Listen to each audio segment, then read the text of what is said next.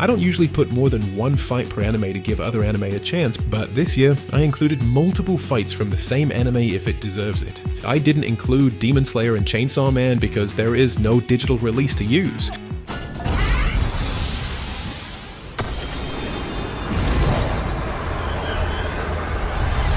Shangri-La Frontier Season 2 had some good fights here and there, but nothing truly phenomenal until the end. Rei finally pulled out Armageddon after what felt like a century's worth of criteria to fulfill, but the wait was worth it for that visual treat. Armageddon!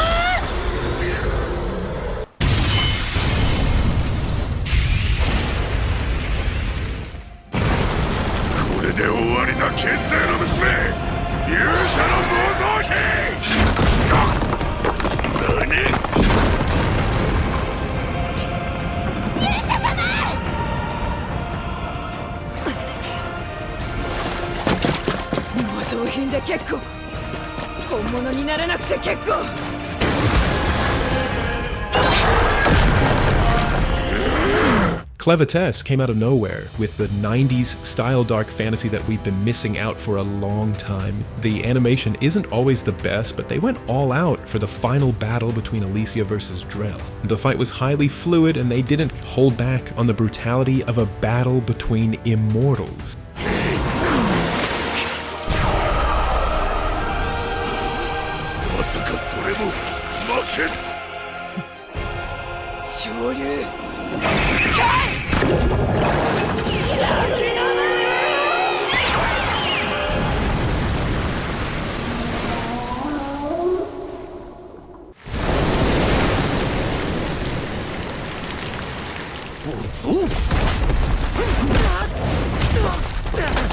Super Cube has some jaw-dropping animation even if it isn't consistent, but when it delivers it's a spectacle. This is the most memorable one easily. Chinese animation tends to put more emphasis on visualizing choreography, and you can absolutely see that here.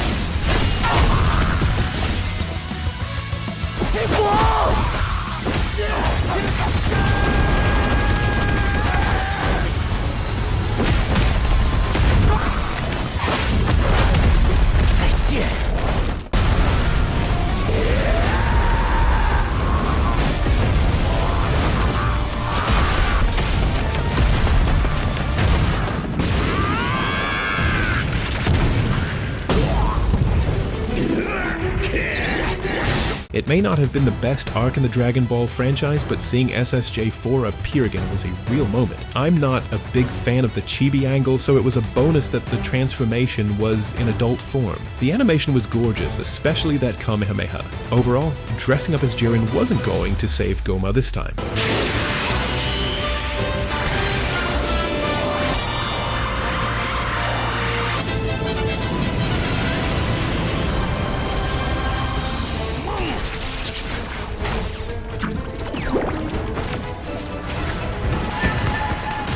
The all-devouring whale is another Chinese animation with multiple high-level fight scenes. The best is the finale, where the MC finally pulls out his whale and shows just how OP he is by using the entire environment in the battle, something we don't get enough of in anime fights.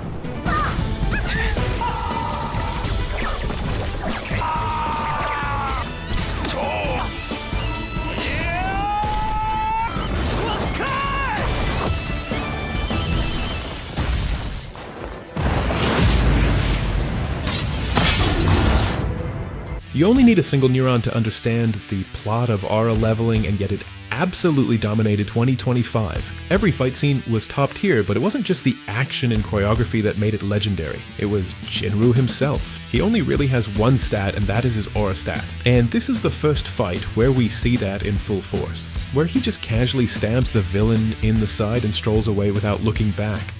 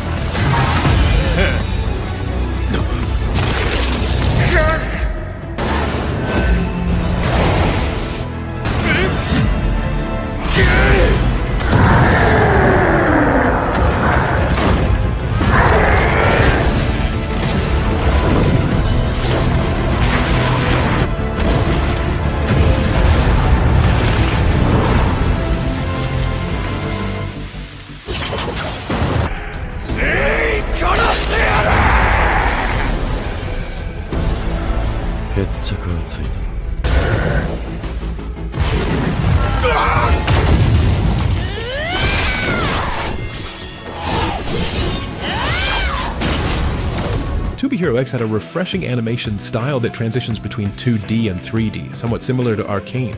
The general animation quality was high, but the best fight probably goes to Bowa versus Queen.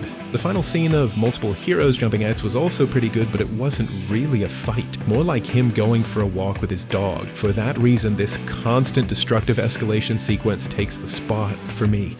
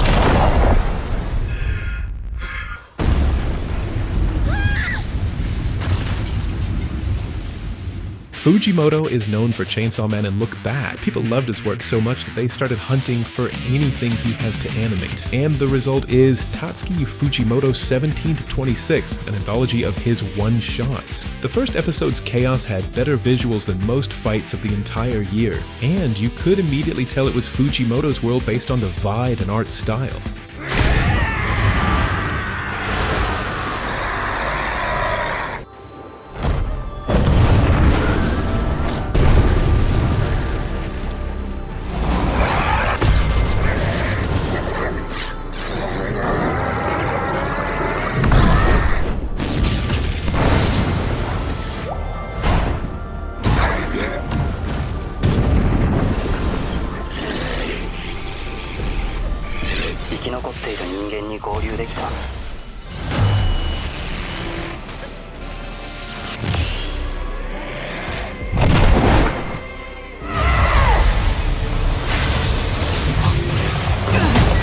Lord of Mysteries is considered a phenomenon in China, so there was a lot of hype behind the anime adaptation. It's a supernatural horror mystery where a young adult is reincarnated into the body of Klein Moretti. The visuals were some of the best of the year. Every fight relies less on explosions and more on bringing to life the intricate power system, which makes the battles more interesting.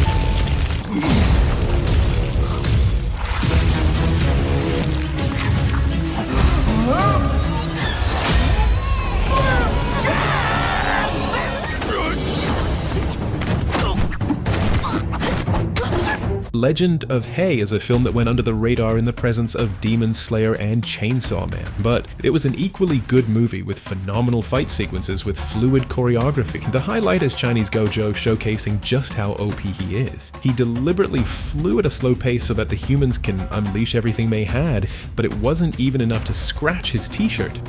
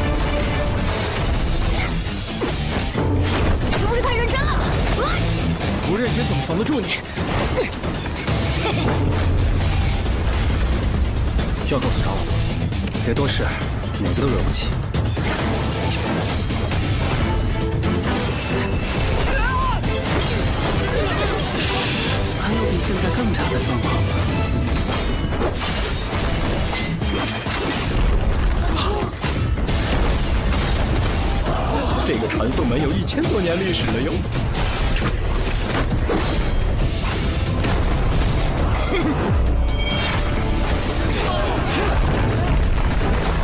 住手！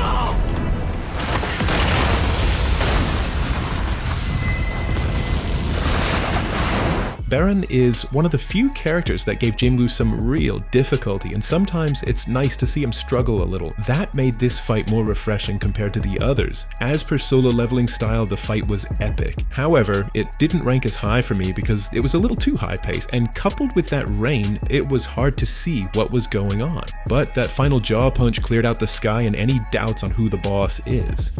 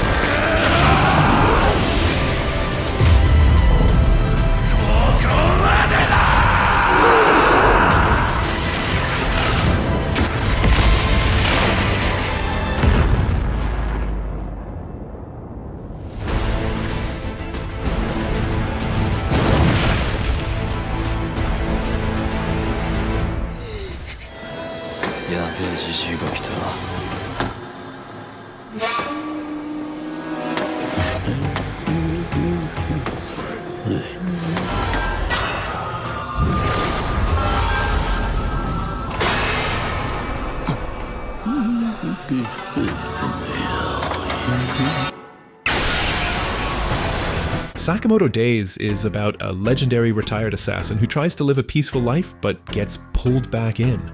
Because you can't simply walk away from such a profession. You're part of it till you die, but your life expectancy isn't exactly high in a job where men die young. Unless you are Takamura. His entrance and effortless swordplay were on a completely different level. Gaku should have known better than to mess with an old man in a career where men die young.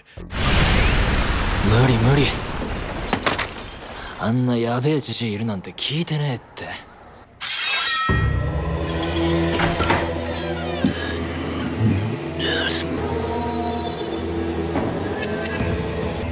宇田君。はーい。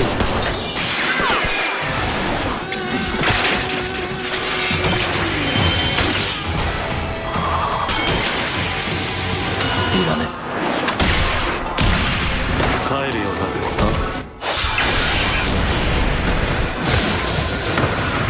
悪いね、宇田君。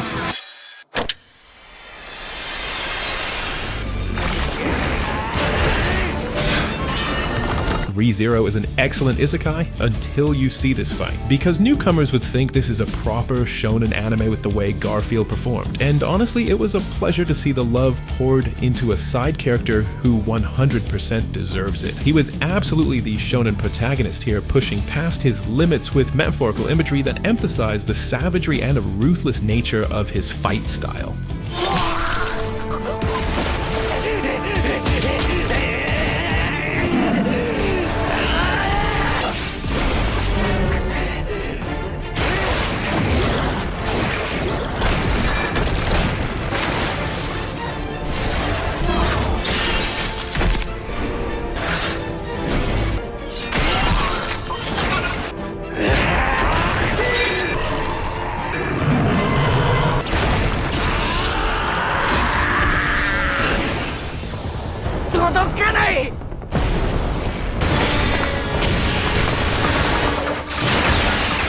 Gachiakuta might be an anime about trash, but the action was far from it.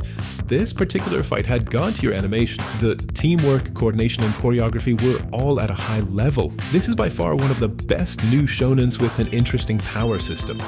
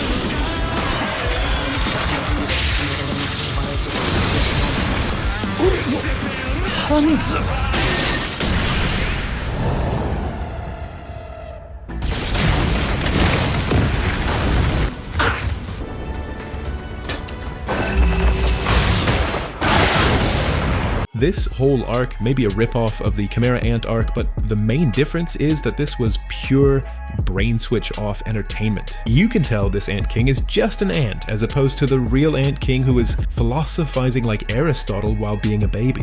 The action was pure spectacle. Jinwoo continues to time his entrances for max aura gain and delivers server crashing action. The only reason it doesn't take the top spot is that the animation quality isn't quite on par with the very top studios.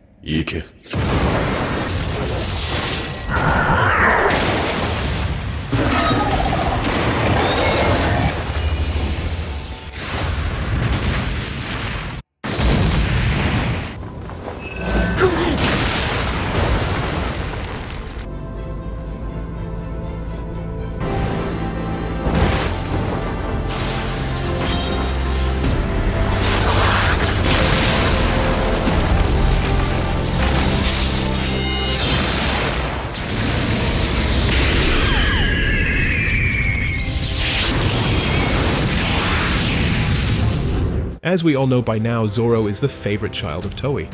Even in Wano, his fight was more entertaining and visually stunning than the captain's fight, and this arc has been no different. First S-Hawk, and now Lucci. But I don't think anyone is complaining, so keep it up, Zoro.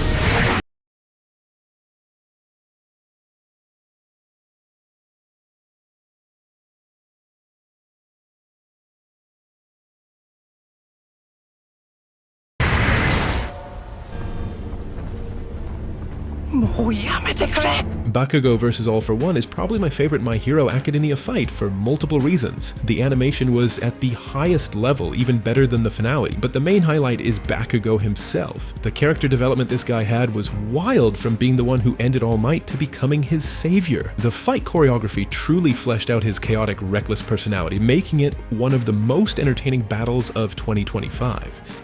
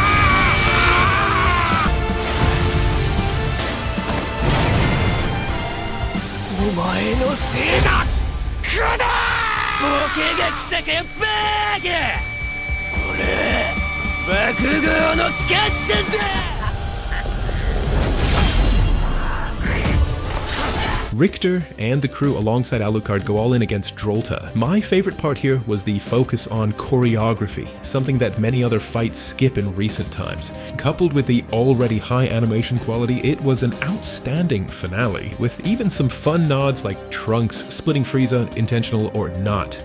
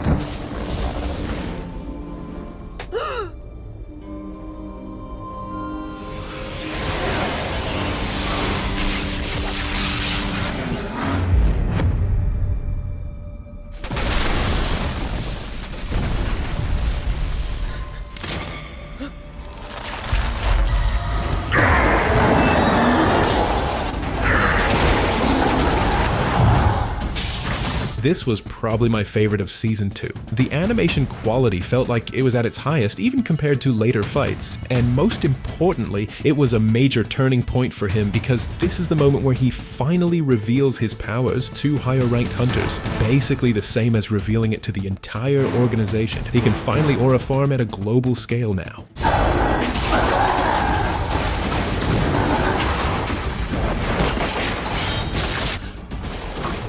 強い人がどうして荷物持ちなんか。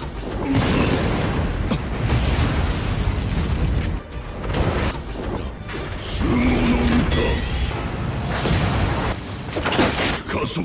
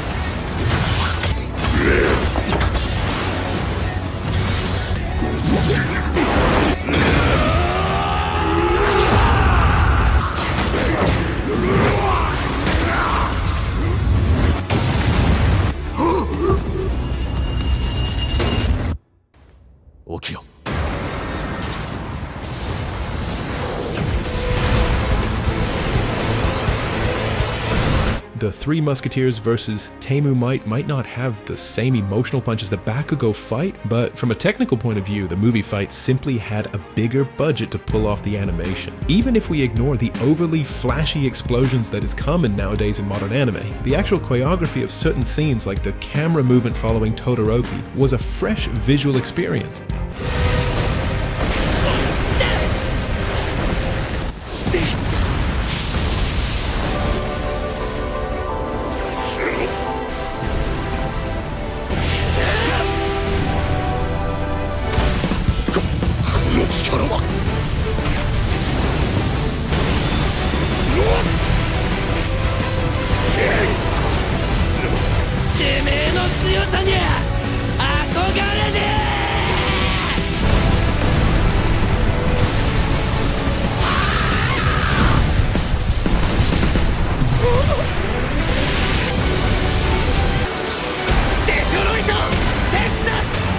California! New